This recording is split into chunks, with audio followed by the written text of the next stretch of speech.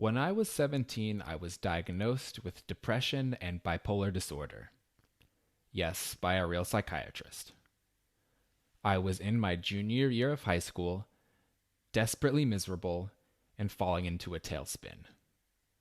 I was completely numb to everything, could barely make it out of bed in the morning, and was riddled by suicidal thoughts. It was not good.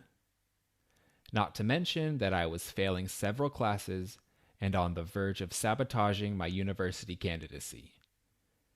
So my parents, sensing the direness of the situation, forced me to go see a psychiatrist. During the first session, after hearing my story, the psychiatrist quickly diagnosed me and prescribed me a drug that was meant to aid both my supposed ailments, to curb my supposed bipolar episodes, and to ease the ache of depression. And that little pill absolutely knocked me on my ass. I took one pill every night right before going to sleep because within 10 minutes or so of ingesting it, I would be hit by a sudden wave of drowsiness and I'd immediately have to pass out. It literally turned my lights off. Yes, it was similar to the drug they took in Wolf of Wall Street, and that if I resisted the urge to sleep long enough, it would get me high and giddy as fuck afterward. And no, I will not give you the name of this drug so that you can go and try to get some for yourself. So don't hit me up about it.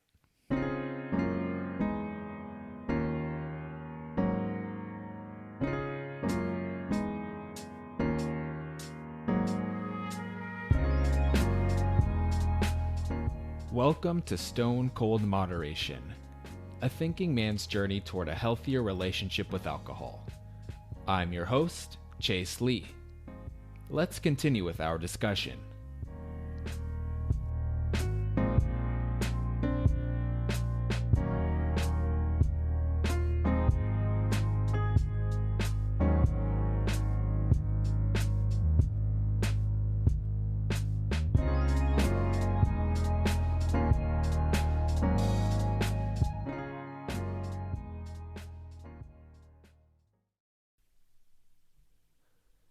I now know that I do not, in fact, have bipolar disorder.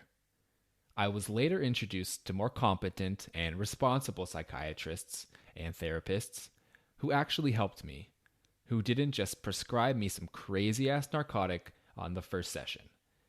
And although my distrust of American doctors hasn't completely recovered over time, I'd like to give a quick shout out to my parents, who, recognizing I needed help, forced me to start going to therapy, discovering the power of verbalizing my issues and becoming the agent of my own mental health at such a young age, put me on a direct path to growth and personal discovery. So thanks, guys. But depression? Oh yeah, that was real. I had first experienced it as a preteen, wrestled with it ever since, and that year as a 17-year-old, it peaked. But did this medication actually do anything for me? I can't really say. I was at such a low point back then that any slight positive influence was meaningful. But I'm not sure that it made me feel any better. It was, however, empowering to be able to give a name to my suffering, to look in the mirror and say, I have depression, and to know that my anguish was valid in some way. It made me more accepting of my mental makeup and therefore of myself.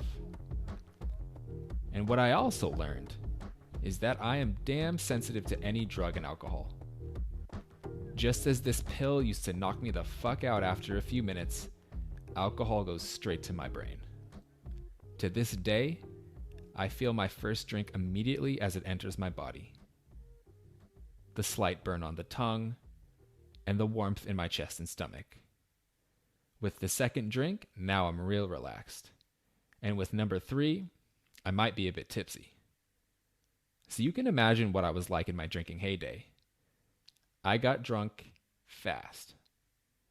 And as much as I hate to admit it, and as strong and masculine as I'd like all of you to think of me as, I'm a lightweight. and I've always known it. And as I've described in great detail in this podcast already, I was the hangover king. Undisputed. Week-long, full-blown depression and anxiety with a side of self-destruction, hangovers. So it begs the question, being keenly aware of how sensitive I was to drugs and alcohol, and knowing that by submerging my brain in a sea of booze, I would trigger the worst of my mental health issues, why couldn't I give the stuff up? Why did I continue on, year after year, for so long, with the binge drinking?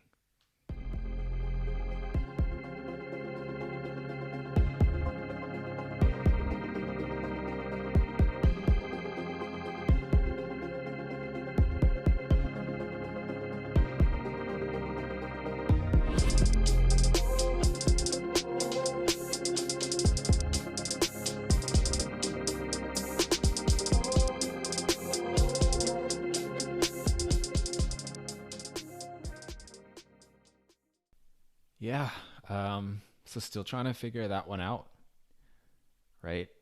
Just the cognitive dissonance. Is this the correct application of cognitive dissonance, right? When like I was drinking so much, fully well aware of the fact that like this was going to trigger my depression, trigger my anxiety, and leave me in a rut. That's cognitive dissonance, correct? Correct me if I'm wrong, please. But yeah, just so many years of living like that. Why? Yeah, again, still trying to figure it out. The power of social conditioning is the first thing that comes to mind. Like I've talked about before, like we've talked about in this podcast, it's what you do, right? If you're in high school, you drink. You're in college, you drink. You're a young 20-something, you drink. And not even knowing that being sober and having like a normal social life is possible. You know, it's not like we see tons of images in movies and TV of sober people at bars having fun, right? It's always like drunk people who are getting crazy. It's not like that's something that's prevalent in pop culture, right? Seeing sober people do fun things. Didn't really have many role models for that, or any like kind of like people to provide some kind of frame of reference. Like, I don't know, somebody who's very visible, who is sober. I mean, at least for me, I mean, maybe I was just ignoring these people. I guess there's people like that out there. But yeah, I mean, yeah, just, I guess didn't really have any role models for it. I mean, you meet people on the way in your life who maybe say, oh yeah, I don't really like alcohol, or, oh, I don't really drink. But maybe you just, for me, I probably just passed those people off as like being boring or being antisocial or being too introverted or something. You know what I mean? Didn't really take them seriously. And I certainly didn't have very many people in my close social circle who were sober and who did all the same things that I did. Like all my friends drank. No discredit to them, right? So people do. We had great times, but yeah, I had no frame of reference for somebody who could be sober and still have like a completely satisfying social life. For me, the image of sober people out there was like, like 40-year-olds, 50-year-olds, 60-year-olds, all like AA members who, I don't know. I don't want to say that my image of them was that they were like losers or something, but I guess I didn't.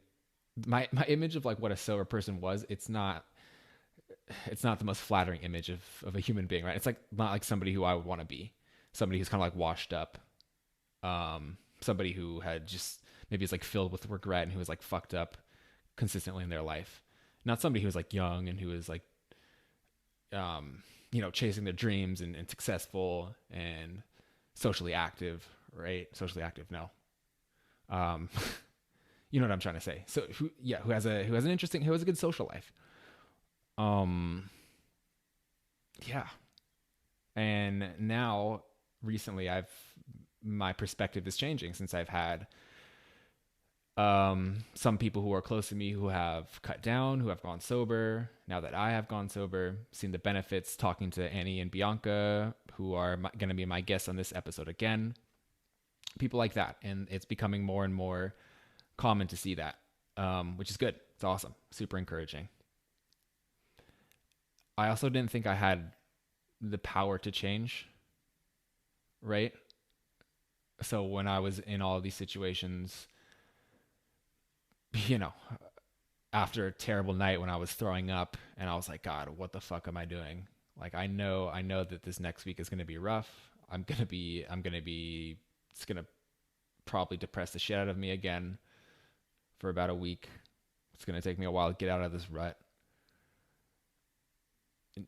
Being fully conscious of what I was doing, but still thinking, no, I don't know if I can do it. You know, I don't know if I can go to a bar and just not drink. Like, I don't know if I can go out with colleagues after work and just say no to the drinks. I don't know if I can say no to people, right? Just thinking I couldn't do it, basically. But yeah, now I know that I can.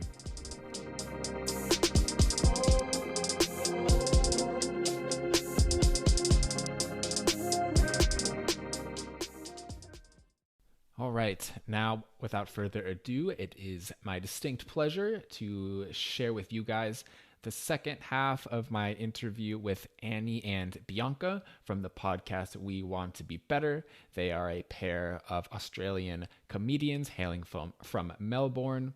On their podcast We Want to Be Better, which is amazing. You will check it out after this. They have a recent mini-series when they talk about their recent sobriety and all things alcohol. So I invited them onto my show. And in the last episode, we were talking about when is it time to make a change. So I highly recommend you listening to that episode, my previous episode, episode 6. And without further ado, I mean it this time, I'll shut up. Here is Annie and Bianca from We Want to Be Better. Oh, man. All right. Well, I don't want to take up too much of your guys' time. But I did want to shift the conversation a little bit. So a question for Annie. The episode called Mood, you talk about your reflections on your mental health and how alcohol has affected that. I was personally very, very moved by the episode. I've struggled with mental health as well. So my question for you was, knowing that, I mean, I think that possibly I maybe used alcohol once in a while to like escape, right, from like the bad feelings, blah, blah, blah. Did you find that having a mental illness made it easier or more difficult to eventually stop drinking? Both. I think that it made it harder to break the cycle. You know how mental illness can get stuck in this rut where it just is continuous. So because you've got mental illness, then you make bad decisions, and then those bad decisions contribute to making you feel shit and impacting your mental illness. And it's like this thing that just goes round and round and round. Well, that made it really hard. So I would drink because I had mental illness, and then I would find it really hard to, the drinking would affect my mental illness. It would be really, it would make me feel really depressed. So it was just this really hard cycle. But once I broke out of it and I realized that alcohol actually was a contributing factor to my mental illness, it was really easy. Simply because mental illness is so bad, my mental illness particularly is so bad that I don't want to feel like that.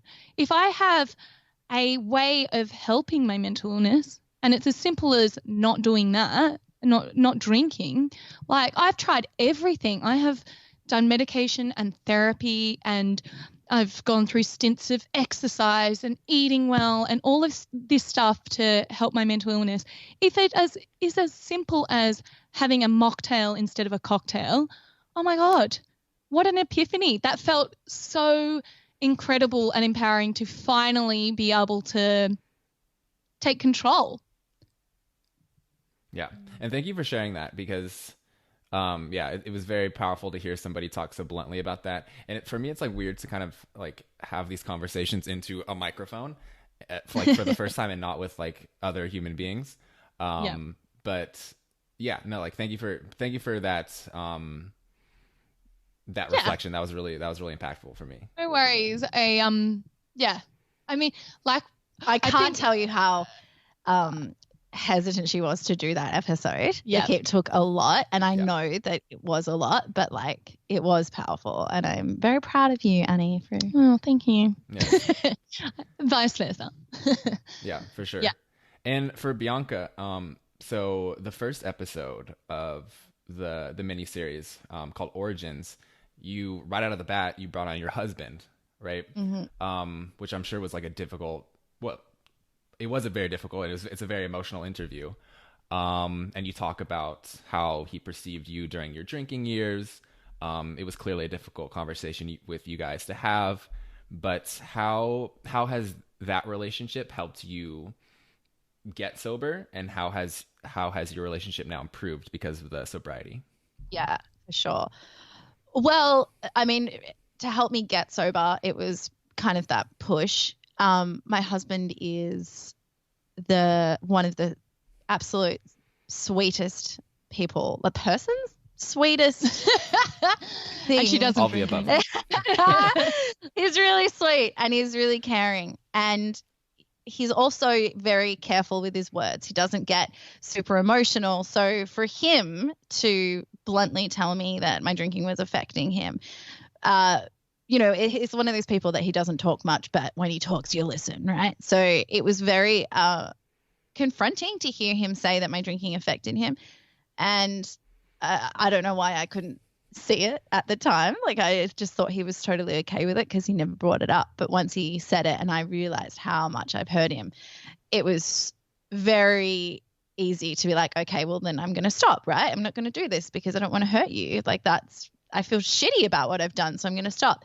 That then was hard as well, because once he pointed out that my drinking was a problem, it's like alcohol. You don't think you have a problem until you try to stop, right? So I thought, I just won't drink that much anymore, and evidently I did have a problem because I couldn't do that. So it was really hard to, obviously, knowing that he doesn't like me drinking, and then coming home and wetting the bed, or not texting him, and him passing out, and then at 5 a.m. he's like, where are you? Or he calls one of my friends to be like, where's B? Because she hasn't messaged me in 7 hours and I don't know where she is, right? Like, knowing that's bad enough as it is, but once he tells you I don't like this, and then you go and do it, like, it feels so fucking shit. So I was really wanting to stop that behavior for him, because I love him, and I was like, I want to show you that I can do this.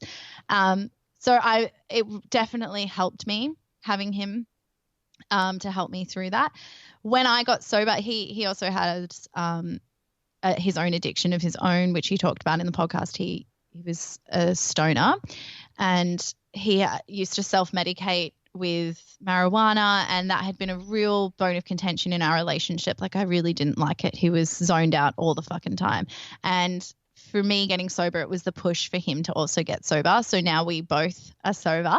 Straight edge, man. Yeah, we're straight edge. He said, he was like, oh, I had a dream that I broke edge. And I was like, what's breaking edge? And he was like, oh, look, I had a dream of smoking weed. And I was like, cool terms, man. Like, what the fuck broke edge? I was like, that's pretty edgy of you.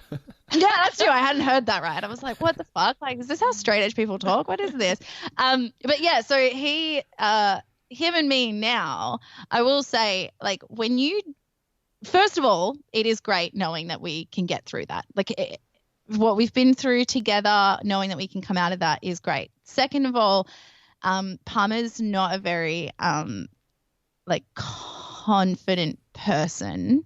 So he was not necessarily present for, a lot of his life, because he would just, smoke weed to be able to go to a party or whatever, right?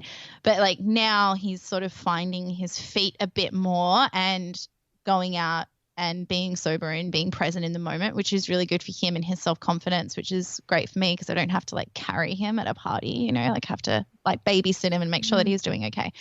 But then also the great thing that has helped is that now when there's a problem in our relationship, we kind of have nothing to do but talk about it. So before, I would just, if he was pissing me off, I would just be like, fuck you, I'm going out and I'm going to get drunk. And then he would be like, no fucking worries, I'm going to go in the shed and smoke weed. So like when you take that away from a relationship and you really just have to sit down and talk about it, it has helped our relationship so much more. Like crazy amounts. Yeah. Yeah. It's amazing. Yeah. Amazing. Like you just said, it's amazing how your self-confidence like skyrockets when you can be in social situations and like be yourself. And you're like, oh, like, yeah, like I'm fun. Like, look at me. Than alcohol ever gave me. Like I used to give alcohol. I think we had Fiona O'Loughlin, who is this amazing Australian comedian on, and she has recovered from alcoholism. And she said that she gave alcohol too much credit. And I'm like, fuck oath. That is exactly what I did. I used to think that I was confident and fun because of alcohol. And then when you realize that you're actually confident and fun because of who you are, oh my God, you cannot stop that Viden. I am living. Or even, because I know that you didn't really have the problem with being confident before drinking, right? You've been confident your whole life. But there are people that drink to be confident. Mm-hmm. But I would hope that if they stripped back the alcohol and didn't feel as confident, they still looked at themselves as like brave and courageous and still explored and learnt about themselves, and they will become confident. It just means that you do kind of have to peel it all back and start from the beginning, because it was all just a fantasy that we had. Bex Weller on, and she was not a confident girl, and she's sober now and she helps people get sober. But she mentioned that she wasn't a confident girl, and she had to relearn that. She had to learn that I'm not that girl, but that's okay, and I am who I am. And then as she said, it's always going to be awkward before it gets easy. So she would go to these parties at first and like, yeah, you're going to be a bit quiet. You're not going to be as loud as you fucking used to be. But she's like, I would then get my confidence back from one wedding. I'd go to a wedding and I'd be okay. And then the next social situation gets a bit easier. And then you actually build that confidence up over time. And then it is fucking exhilarating and you can't get enough and you think that you're the best. And it becomes the new normal. Yeah. It actually, there's not all that much time even spent on thinking about it. It just is what it is. Like your past life was what it was. This is like your new life. You don't even... for me personally, like I'm not even worried now when I go out to something like, oh, well, what am I going to drink? What am I going to have in my hand?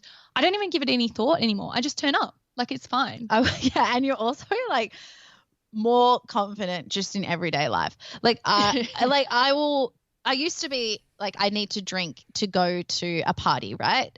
But then as well, if any situation didn't involve alcohol, I would immediately shut down because I don't have the alcohol right now, so I can't do it. So just for example, going to a birthday party for a child, which usually does have alcohol, but say it was something where there is an event that doesn't have alcohol, I would be so freaked out that I didn't want to go because I can't drink. So or I would drink before I fucking went because I needed to have that liquid courage, right? And like hope no one can smell the alcohol on my breath.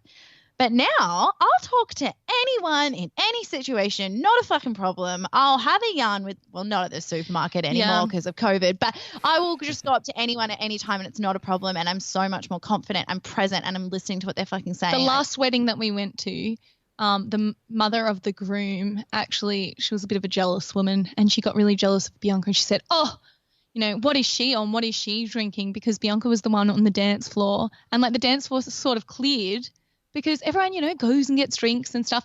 And Bianca was still too busy with her confidence dancing on the dance floor. And she was like, no, she can't be sober. Normal people aren't allowed to have that confidence. Yeah. No, read them and wait, girl. It's real confidence. But yeah. Yeah. No, I've totally felt that too. And like you said, like the ability to actually communicate with people because you don't have that layer of stupidity when you're drunk and just draped over your face. And you can actually communicate and actually talk to people. And your relationships really kind of flourish in those situations. I've noticed that as well.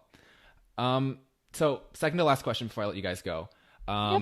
You guys are self-proclaimed best friends. So how does having that support system and that kind of tag team partner in your sobriety journey benefited both of you? Oh, so much. Yeah, absolutely. If you can if you can do it, even if you're going to do it by yourself, I still think you should let your best friend in on it. Yeah. For sure. Oh, I think Annie and I do pretty much everything together and we're very close. And then to have, and as well, like everyone wants to be Annie's friend sort of thing. So like for me to then have her on my team of sobriety, it makes my decision not be so outlandish. Does that make sense? Yeah. You're sort of backed up in your choice. Yeah, you know? And then it's you're not alone. And then we look like the cool ones because we're both doing it. I'm not just some sort of weird sober friend that's just standing in the corner by myself. Like I've got a clique now. We're together. Like, yeah. We've started a sober gang. Yeah. and then as well, it also means that if I'm doing, like, I don't really do one-on-ones with my friends if they're drinking because it can get a little bit intense really quickly. But say there's like 3 of us going out, that other friend it's not going to be 2 drunk people hanging out with 1 sober person. It's like everyone's then like, got someone. Well, you've just always got someone there to go to that understands that you're sober. Yeah. And logistically, it's just easier. For example, when Bianca went sober before I did, I was still totally behind her 100% in her sobriety, that when I had my 30th birthday, I made sure that her drink was being like filled up with non-alcoholic wine, and that, you know, if someone had asked her what she was drinking or something, I quickly divert the topic. You know, you've got someone else there on your side advocating for you. And then when it happened to me, when it changed over and I said to Bianca, I think I want to go sober, Bianca was the one that was able to guide me through it. It is certainly easier when you do have someone else. And I hope that, you know, I know that not everyone's as lucky as we are, but I think support networks are really important. I think that's probably every aspect of life, you know. Yeah. But this one's. Yeah, I wouldn't want to say though, like it is very good having a support person, but another thing that like I want to point out is that just because you don't have that person doesn't mean you can't do it, and it doesn't mean that it's impossible. So for example, like in a relationship, like my husband and I used to both be smokers, right? Both of us fucking hated it, but one of us doesn't want to be the one to quit. Like you want both of us to keep doing it because if he quits, then that means I have to fucking quit, or like I'm never going to quit because if I do quit, I'll see him having a cigarette and I'll need that cigarette. So like we definitely kept our bad habits going. But if you're someone that is in a relationship with someone and they're a heavy drinker and you're a heavy drinker and you're like, I want out of this, don't think, well, I better not do it because they will keep drinking around me and it's going to piss me off or it's going to trigger me. Actually, by you stopping to drink, that will make them reflect on their own drinking, and it's more likely that you will encourage them to stop rather than you being enticed into drinking. And it's also really reassuring for yourself and in your choices when you this is really bad, this is a bit of Schadenfreude or whatever, but when you see other people getting totally fucked up and you can go, I'm not doing that. Or you get up in the morning, say your partner is a drinker or whatever, you get up in the morning and you walk the dog or you go and get a coffee, whatever it is, and they're still in bed. Like it's in their misery. To be quite honest, it's nice not having them like be sober because you can shove like your happiness. Like I can't even tell you, like it got to a point that one of my friends said, you know, my sister asked me, has B had work done? Like what is she fucking doing? Like what is going on? She looks so good. She's so happy. She's killing it. And she was like, oh, she just doesn't drink anymore. And then people are like, well, I fucking want that for myself. Like I want that. Yeah. So it's really nice actually shoving it in everyone's face. So yeah, if you don't hopefully they join you. I mean, like you hope so, but it's really nice to have those moments of just like, like not that you're better than anyone, but it's just like, but also you are, but you 100% are. Like, No, it's really good. Yeah, but it's also important to not like force anybody else, right? Oh, and absolutely like, put that. Not. Yeah, that's the thing. It's like lead by example. So, for example, like I have. We're both vegan. I hope no one turns off now, but we're both vegan. Bye. And, goodbye. And you never want to be one of those fucking vegans that says like, well, you shouldn't eat that, and like you know where that's coming from, and like you know that like I'm not even going to give fucking examples because I'm about to go on a rant, but you know you never tell them because they don't want to fucking hear. But if they see you making an ethical choice, they might think about their own, and then they may come to you and say, hey, like, what made you want to go vegan? Or you eating delicious food or whatever. That's the same thing. If you're going out to parties, you're still having a good time. Yeah. If you're looking, you're being productive and you're looking after yourself, people do want that. And even if they don't want that for themselves, when they see it, they're not going to get in your way either. They're not going to stop your happiness. True friends are not, like, initially, yes, it's exhausting. You're constantly saying, I'm not drinking because of X, Y, Z, and having to justify your actions. But the minute that you just say, because it doesn't make me happy, it just doesn't make me happy, any true friend is just going to stop and leave you alone. Yeah, for sure. And it just, yeah, like I have had friends, like a friend called me the other day and I got a bit emotional because she said that she'd been listening to the podcast and she was like, it took me to isolation to actually sit down and listen to it. And she's like, and I've been crying and like, I just didn't know that you were going through this. And like, I hope I never like encouraged you to drink. And I was like, it's totally okay. But she was like, I can't tell you how much I have not been drinking. Like even before I listened to the podcast, she's like, just from fucking watching you not drink. She's like, that has been a fucking influence on me. And so people see what you're doing and they will reflect and they'll be like, actually, I kind of want to do that too. And it's kind of like fucking badass to be the one that's just like, no, I'm not doing that. Like, I'm actually, no, I'm not into that. And you're like, wow, what are you doing? Like, what's that edge? Were you straight edge? What's going on? Yeah. Yeah, I have 4 episodes and I've had people hitting me up, like people really apologetic, like surprisingly apologetic, like I'm so sorry about that one time when I made you do that shotgun that beer like at that one party and then you threw up. Like I'm like, dude, like that was my choice and I have done such worse peer pressure to people. I know. What am I going? You feel like the biggest hypocrites when you're on the other side, and actually we were often the people, the instigators, 100%. My friend was like, I hope that she's like, I didn't realize that the day after we went out, that was the day that you got sober. Like that was the night that pushed you to the edge. And I was like, no, it's fine. She's like, I hope it wasn't like me. I'm like, girl, I didn't need much encouragement. Like I was already there. I was just like, it was good that you said it because then I didn't have to say it. But I was pretty like, I was hoping someone would say it, Yeah. And for the record, I am actually getting more interested into veganism because the research out there, not to bring on this entire discussion, we don't have time, that's another episode, but no, I mean, I know that it is extremely healthy and like wildly more healthy than other dietary, I guess, philosophies. If you go down that route, give us a call back. Like one, we have a 2-part episode on veganism, but also yes, it is healthier. But like if you're a vegan like Annie, then maybe it's not healthier because she eats vegan chocolate all day. Eats vegan chocolate all day. So like, yeah, I mean, like you can be a healthy vegan, but like for the record, we are not. Doesn't equal healthy. Yeah, it doesn't make you healthy. That said, my husband has just retired, but he was a professional athlete and he was vegan. So, and I'm raising children that are vegan. Obviously not giving them what I eat. I'm okay. You need to cut all of this because we don't want people to. I'm giving it a bad You're name. like, oh my god, like my family's vegan, my pets are vegan. Like I'm so vegan. I'm doing that thing. You're from LA. You would fit right. You would fit perfectly in LA. Yeah.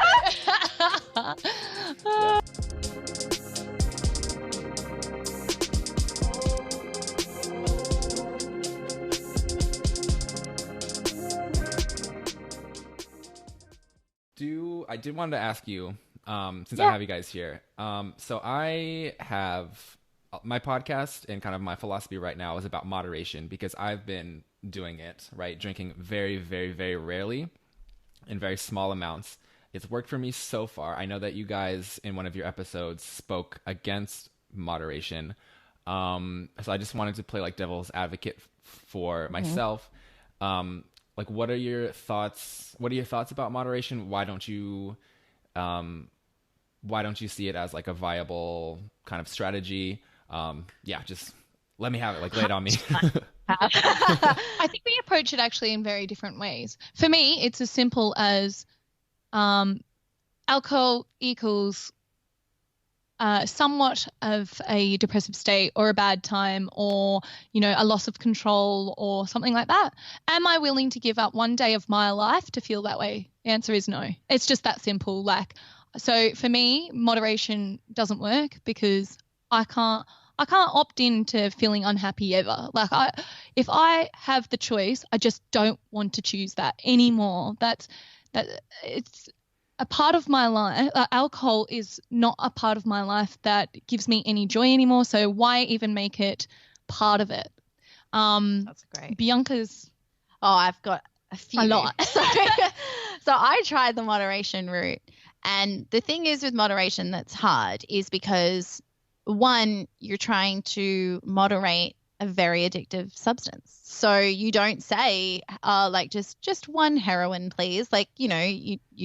You start the heroin, you're going to get stuck on the Heza, right? It's the same for alcohol. You might have one drink once a month, and that might work for a couple months. But then your body builds up a tolerance because it's a poison and you're learning to live with that poison. So then you need 2 drinks, and then after a while you'll need 3 drinks. And then it just gets to the point that, you need that whole goon cask. And another thing is, people often say but can't you just have one? Why don't you just want to have one? Just have one. I don't want just one. When you have alcohol, it creates so many chemical storms. It's like for every action there's a reaction.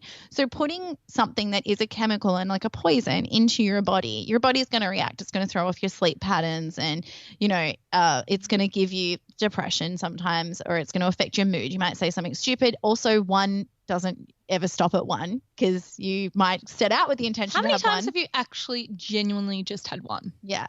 It's not. And then as well, for all of the shit that it happens from that one drink, I'm not getting drunk anyway. So why would I want to take that risk and fuck that up anyway? And as well, I just think once you learn that you can have fun without alcohol, I'm never giving it the agency over my life ever again. I do not need you. I don't want you. And for one glass of wine, I'll still have that want for a beer, but it's a want to have that second at the end of the day to sit down and just relax. Other things. It's not the alcohol. It's not the alcohol. So I'll have a non-alcoholic beer, and I still get that same sense of calming down and the day is over. But I'm not doing all of this fucking damage, and I'm not putting myself in a situation where it could lead to me wetting the bed. Do you know what I mean? I'm not going to start. I'm not going to open that up again. The door is closed. Why start it again? And also, when you do it, you often feel really bad about yourself, even if the alcohol hasn't had that effect on you. I personally just feel like I've really let myself down, or that I haven't succeeded. Initially it was like that. When I accidentally cave in, I would feel like I wasn't strong. And those all have knock-on effects. If I have a glass of alcohol, which was never the case. It was usually a glass, and then someone go, oh, but one more, because that's the thing. People will go, oh, come on, just have one glass. And then you have it, but they don't shut up. They'll say, oh, but you can have one more. It's always one more. Once you realize that it's always one more, then it's also freeing. But once you do have those couple of glasses of wine, and I was saying, I don't even have a minute that I want to feel unhappy anymore. Well, actually, it's not.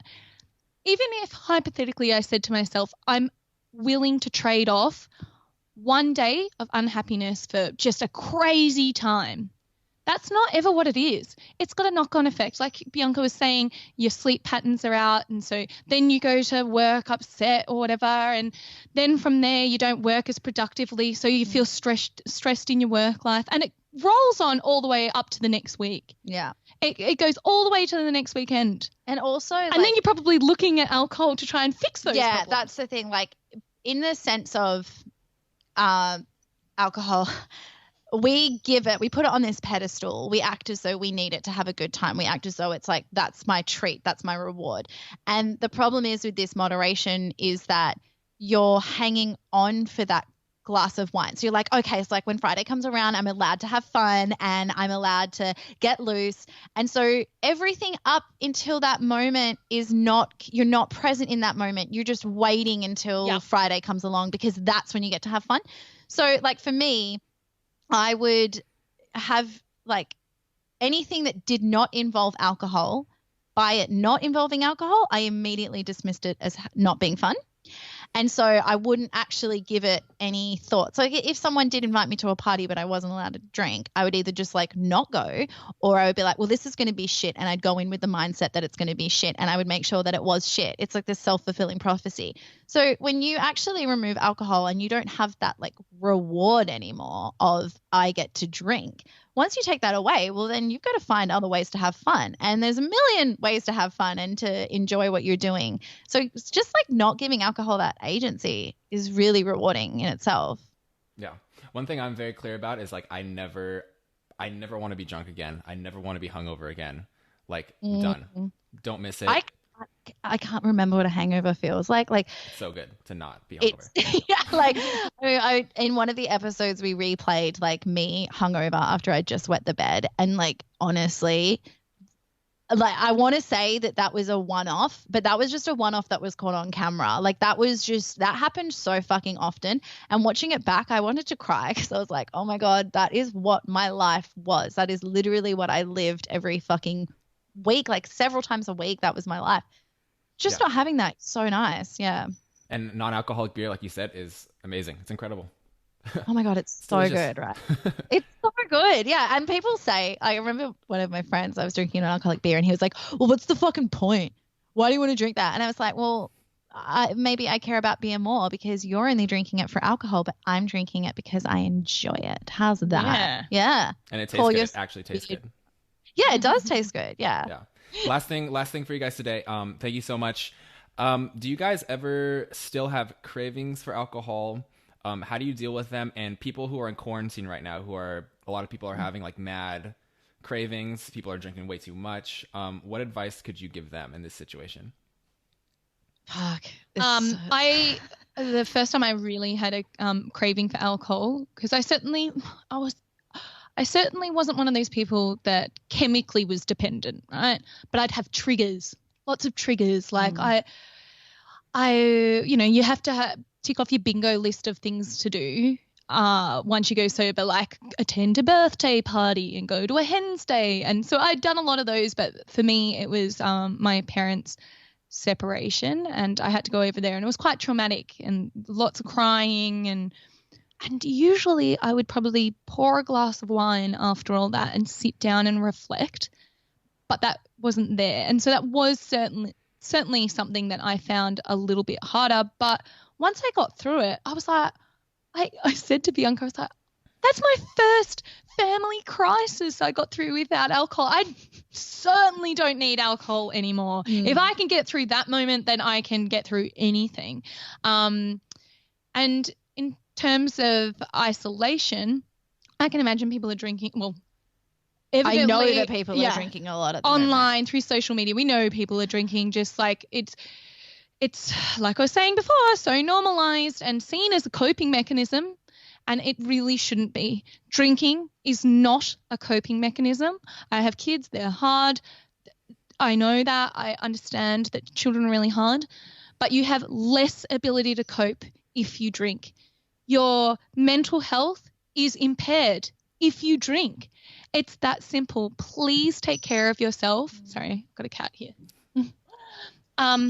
Please take care of yourself. And really, if you're one of those people that only drinks because they want to go out, if you're one of those people that drinks because you're triggered, say, by a party, you can't attend a party because you're too shy or whatever, now's the time to give up. Now is the time to give up and really have a look at yourself. I know you're going to be stuck with your own thoughts, and it's a really scary time right now, and we're all just trying to do what we do to be able to get through it and cope. Hell, it's a pandemic. But in order to really take care of yourself and come out the other side, I would seriously consider stopping drinking. Yeah, I'm like so fucking grateful that I'm sober during this time, because if I was like not going to work and was stuck at home, I would just and I was drinking, like I just know I would be drunk all day, every day. Like there's just absolutely like the only thing that was really ever stopping me from drinking was work. So you take that out of the equation and I would just be drunk all the time. So I can't imagine how difficult it is for some people. I do want to say though, like getting like this is a really crazy time. And I know that people are probably going through a lot, or like I actually haven't had the craving to drink. I haven't, but I can understand that people go through this thing of being like, well, I'm a year sober or I'm 2 years sober. And then they have that thought of, oh, I think I want to have a drink, and see that as a failure, but it's not a failure. Like even acting on it is not a failure. It doesn't just mean that you've undone all of that work and it means that you are just like off the wagon now. Like it absolutely isn't. And you just have to look at it as, I think Annie Grace, we had her on the podcast and she said, look at it as a data point. So like assess, why am I feeling like I want to drink? I mean, obviously there is a reason right now we're going through a fucking pandemic and it's terrifying. And like one of the ways that you've usually coped is to drink. So like it's natural that you're going to want to do that. But then assess like what, even if you do have that drink, be like, well, how did I feel? Did I achieve what I wanted to achieve by having a drink? Like, was it worth it? You know, just sort of think about it. Don't just throw away all of the work you've done.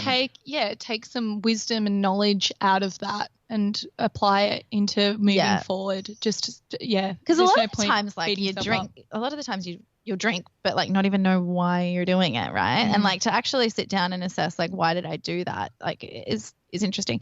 I think for me, my thing is I don't get the cravings to drink, but I do get the cravings, as I said, for that moment. So I will still want to have like a glass of wine on a Friday evening, but I do just have a non-alcoholic wine in a wine glass and I get the same feeling. It's not so much that I was after alcohol. Shit, sorry. It's not so much that I was, it's not so much that I'm after the alcohol, but I'm after that moment of like, you know, calling my girlfriends and we have a Zoom call, you know, and having a chat. I still want to be able to have a wine doing that. It's more the event that I'm associating the alcohol with. But if I just have that glass of wine, then it's actually the event that I'm interested in. It's just that I keep thinking like, oh, well, you drink when you do that. Reprogram your habits. Yeah. But non-alcoholic options are so fucking good. Really, really good. Like they have upped their game. I don't want to bring veganism into it again, but it's just like veganism. Like veganism is a lot easier to do. Veganism's a lot easier to do nowadays. And I think it's the same with alcohol. Like I think that there is a movement happening. I think people are realizing, hey, maybe we all drink too much, and people are opting out of that. And we're getting options now. We have options. When you go to a pub here, you can get a non-alcoholic beer. That's fucking great.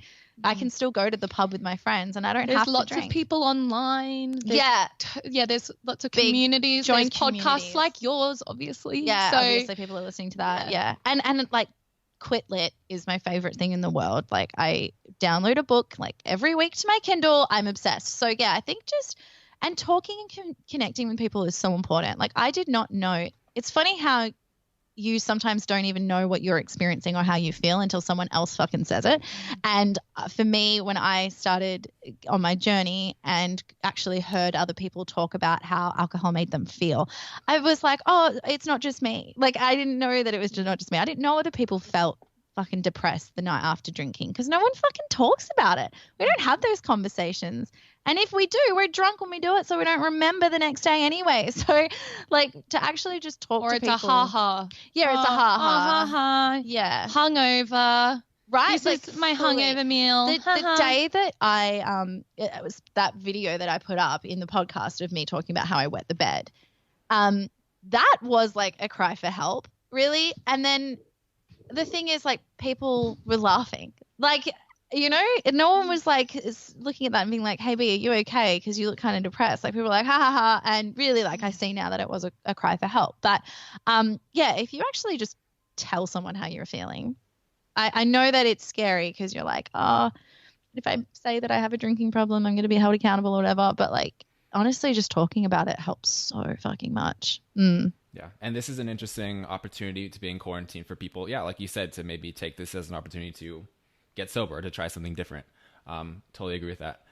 Guys, thank you so much. I'm over the moon right now. This was amazing. I'm such a big fan of you guys. Thank you so much. No, crazy. Honestly, like, you're just gorgeous. Yeah, it's so crazy that like someone from America even knows who we are, which is crazy. So like, yeah, we're so excited to be on your podcast. You guys were the first. I typed in alcohol moderation. You guys were in Spotify. You were the first podcast that turned up, and I was like, boom. Look at us with our search engine optimization. That's amazing. Yeah. So on that note, how can we get in touch with you on social media? Where can we find your podcast? Yeah, sure. So the podcast is called We Want to Be Better, and it's available on iTunes and Spotify, evidently. I didn't know that. Yeah, it is. I think it's also available on Stitcher. It's available on most of them. I think, like available where you get your podcast. And you can contact us on social media at We Want to Be Better. And you can find our personal IGs on there as well. Yeah. Are you guys on Twitter as well?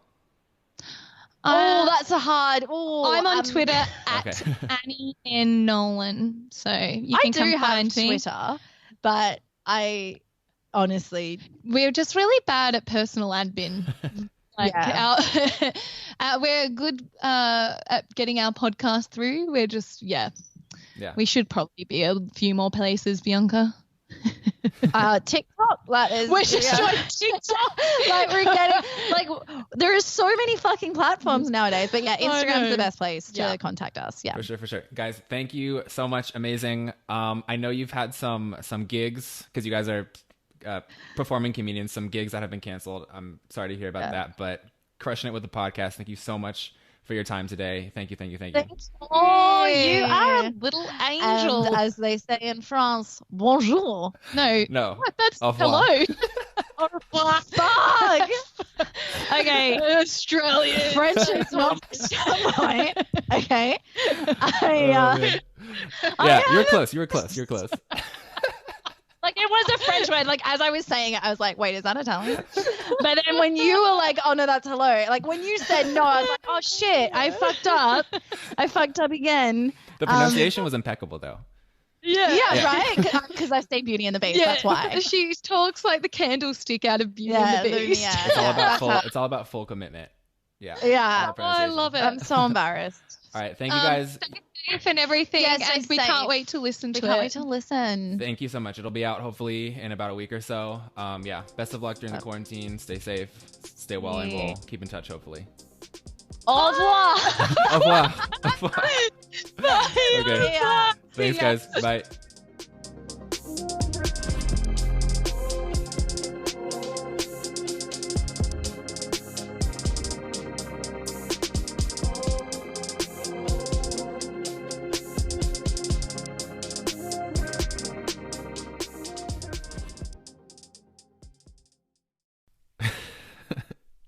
Oh man, love it. So speaking French, not their forte, but making amazing podcasts definitely is. Oh God, yeah. I'm actually living in France right now and supposedly studying French, and in quarantine. So that's where that whole conversation came from. Oh God, amazing stuff, fantastic. So before we do anything else, I have to highly recommend their podcast. Again, We Want to Be Better, not just their alcohol mini series, which they have recently done, but their entire body of work, which is basically for every episode, they talk about something that they want to improve on, and they try to do it, and it's funny and insightful and hilarious.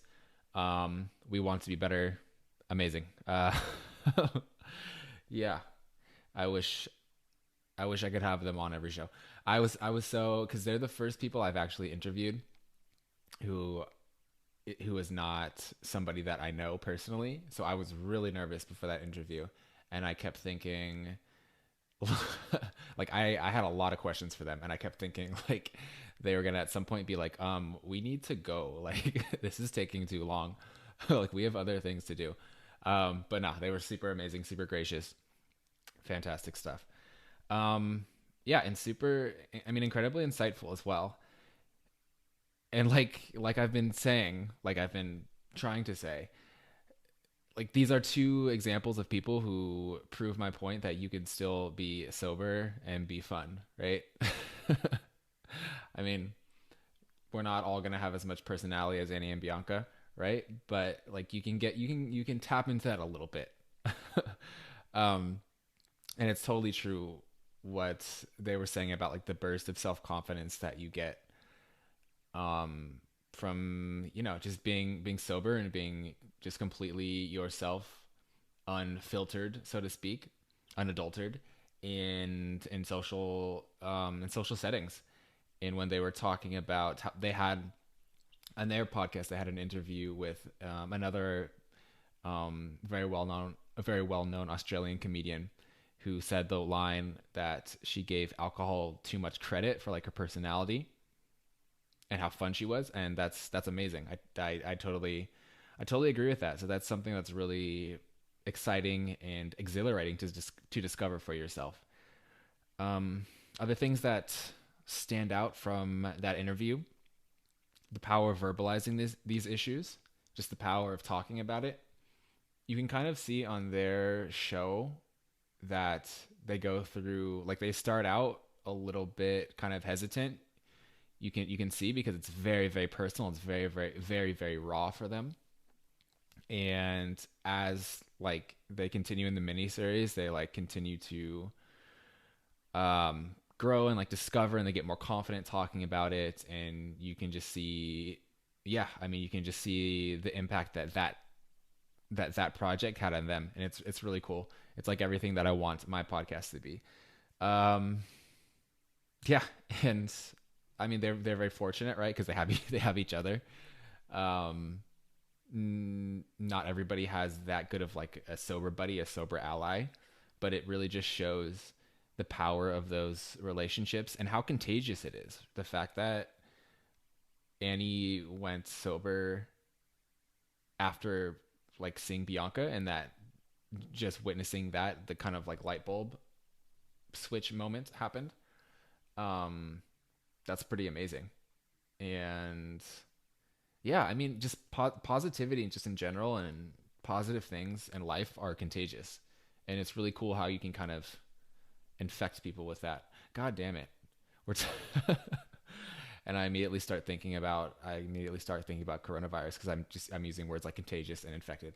No, infecting, being contagious with positive things. Okay, with positive things only. Yeah, really really powerful how you can impact other people. I'm really glad that I asked them about what they thought about my moderation.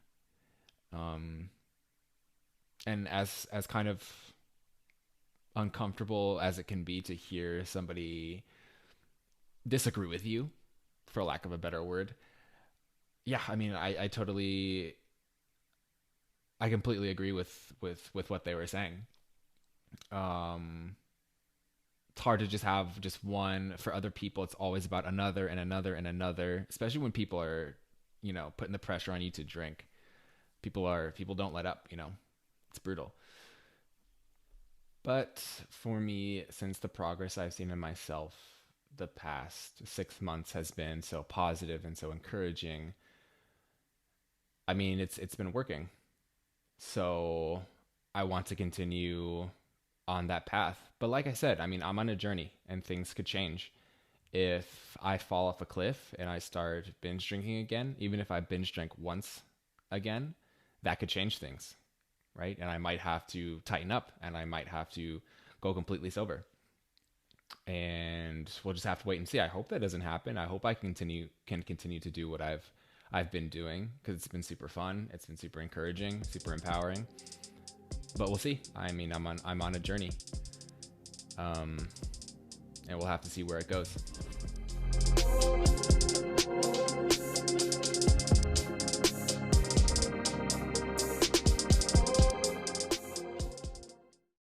All right, wrapping up this episode, final thoughts from me. So why is it hard? Why is it so hard to make a change? It's not easy. alcohol is really deep into the fabric of our lives and of our society, and it's hard to give it up. If it was easy, I think a lot less people would drink. But people just wouldn't drink in the first place, right? So yeah, and a lot of people I've talked to, a lot of people who I've met in like Facebook groups and on Twitter, for example, have talked about recovery as not a linear line, right? Like there's this funny picture I saw the other day, and it was like the road to recovery, the line, yeah, it was like the road to recovery, and it was like a line going up, and then with a bunch of like squiggles in the middle, and then up. And I think that's kind of accurate for a lot of people. There's a lot of like fuck ups that could happen along the way. But the important thing is trending in the correct direction, right? And not everybody, I guess, is going to have like a coming to Jesus moment and then just completely stop drinking and go cold turkey. That doesn't happen to most people, I don't think. With a lot of people, it's kind of like a experimentation here, experimentation there. But yeah, I think it's important to be trending in the right direction. And for me, it's been really interesting to see how in situations where I used, a year ago, I would be drinking, how I'm not. Like, for example, right now in quarantine, if this was happening a year ago, I would probably be drinking 2, 3, 4 nights a week by myself and fucking up my sleep, because alcohol really fucks up my sleep. But I'm not. I just don't need it, and I don't want to. A few months ago when I was going out for the first times and either not drinking at all or having 1 or 2 or 3. But there were a lot of times where I went out and I just didn't drink at all because I was like, yeah, I don't need to. I don't want to. And that was really powerful for me to see that change in behavior of myself when I never thought that would have been possible 7 months ago, 8 months ago. So it's good. It's good. Times are good. At least for me in this one particular issue. Trending in the correct direction. Super important. So, challenge for this episode then is to finalize your drinking rules. If you recall in episode 1, the challenge was to make a rough draft of your drinking rules, if you have them. And I'm going to say if you're somebody who's considering actually doing this, it might be a good time to actually finalize those and nail them into stone, so to speak. So again, recommendations, not having more than 3 rules. I just have 1 rule. I can't drink more than 3 drinks in one day. It works for me because I barely drink. Don't have a list of like 10 rules because you'll get confused. It'll leave a lot of gray area, leave a lot of room to slip up. And I just think, especially now in quarantine, it is super crucial to have structure and have discipline. So I think this could be helpful for people. I wish you the best of luck and Godspeed.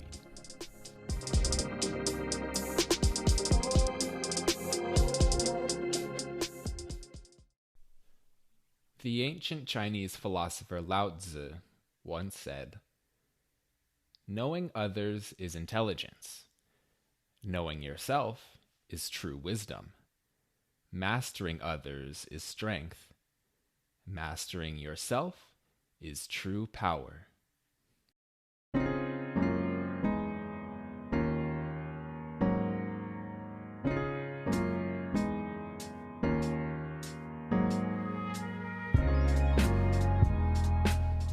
This has been the Stone Cold Moderation Podcast with Chase Lee. Thanks for listening. Make sure to check out the complete show notes of this episode on stonecoldmoderation.com, where you can learn more about us. For access to more content, please subscribe to our YouTube channels, check us out on all other social media platforms, and make sure to tune in next time. We'll be talking about the benefits of drinking.